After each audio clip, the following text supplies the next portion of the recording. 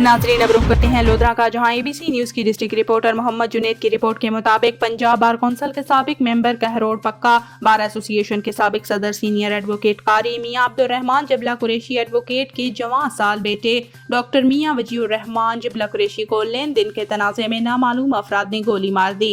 मकतूल जख्मों की ताब न लाते हुए मौके पर जाँ बहक मियां वजीउर रहमान मरहूम मियां सईद अहमद एडवोकेट के भाई मियां तलहा जमाल साबिक मेंबर के कज़न थे।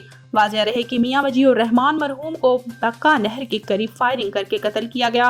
मरहूम का नमाज जनाजा जुम्मा नमाज के बाद दरबार हाफिज अकरम दरबार चट्टी खानकाह में अदा किया गया। जिबला कुरैशी बरादरी ने सिसकियों और अशकबार आंसुओं के साथ मरहूम को आबाई कब्रिस्तान में सुपुर्द खाक किया। नमाज जनाजा में अवामी, समाजी, सियासी, मजहबी शख्सियात, मुअज़्ज़िज़ीन इलाका, शहरियों, वकला बरादरी ने कसीर तादाद में शिरकत की।